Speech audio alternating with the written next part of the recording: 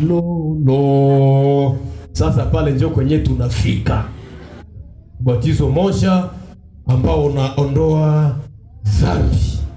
Waroma sura 6 andiko la kwanza imeandikwa hivi: basi tuseme nini? Tudumu katika dhambi neema izidi sana? Jibu inasema nini? Hapana hata kidogo. Tuseme a haute voix, hapana hata kidogo. Kwa nini? Sisi tulio kufia dhambi, namna gani tutakaa ndani yake tena? Sisi tulio kufia dhambi, namna gani tutakaa ndani yake? Nawaza kila mtu tushakaona mwenye anakufa, mwenye anakufa anaweza endelea na maisha yake ya mbele yenye alikuwamo, hata kama ni motare wa kukimbia sana, kisha anaingia ndani ya Actros, anakufa pale pale pale, safari inaishia pale. Kama habaya mlipa, ile malipo imeishia, sababu na mwenye angemlipa amekufa wote. Sisi tulio kufia dhambi, namna gani tutakaa ndani yake tena? Verset 3, au hamfahamu ya kwamba sisi sote tuliobatizwa katika Yesu Kristo tulibatizwa katika kufa kwake? Ile versi ya 3 pale ndio kwenye kuko sasa bateme yenye inaondoa dhambi. Tunasoma tena, au hamuyafahamu? Kuuliza kama ni ubatizo gani? Je, hamuna ufahamu?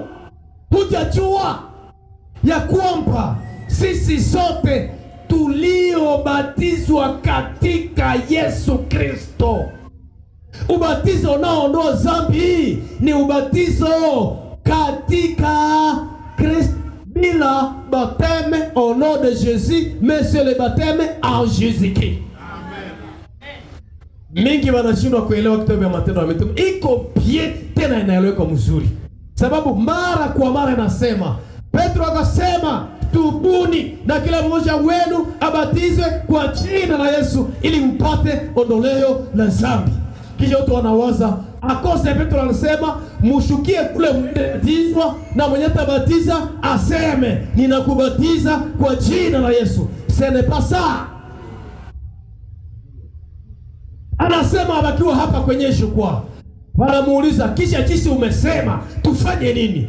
Akasema kila mmoja wenu atubu kwanza, la pili mubatizwe. Pale liko kuchukua ndio sasa wanaenda batiziwa. Hakuna andiko moja ndani ya Biblia yote ya kusema wakashukia ndani ya maji alafu mbatizaji akasema ile neno. Hawana ile. Tafuta yeye unipatie. Yeye tunajua ni moja nasema Filipo na yule toashi wote wakashukia ndani ya maji akamubatiza. Full stop. Kisha basi mnabatizaka vibaya, hamubatize sawa wa mitume. Hapana, mitume bateme yao iko verset 3 ya Romains chapitre 6. Nasema tena, au hamufahamu? Kila mara wokovu inatembea pamoja na kufahamu, sababu na makosa inatembea pamoja na kutokufahamu. Yesu alisema mnakosa kwa sababu hamujui maandiko, hamujui na uwezo wa Mungu. Kutokujua maandiko ni laana.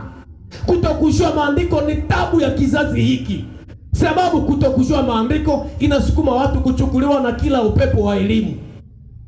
Biblia inasema wanabii watakuja. Sije peke peke mwisho na manabii. Mbona tena mshafuatana nao? Nabii anasema nitakutabiria. Pale ndio watu wanayala sasa. Verse ya 4. Verse 4. Hivi kusema hivi Shedua kinane ni kusema kobe reve etia omote kwa liatia. Hivi tulizikwa pamoja naye kwa njia ya ubatizo katika kufa. Ubatizo katika nini? Ile ndio inaitwa ubatizo inayomaliza makosa. Yaani mauti ya Yesu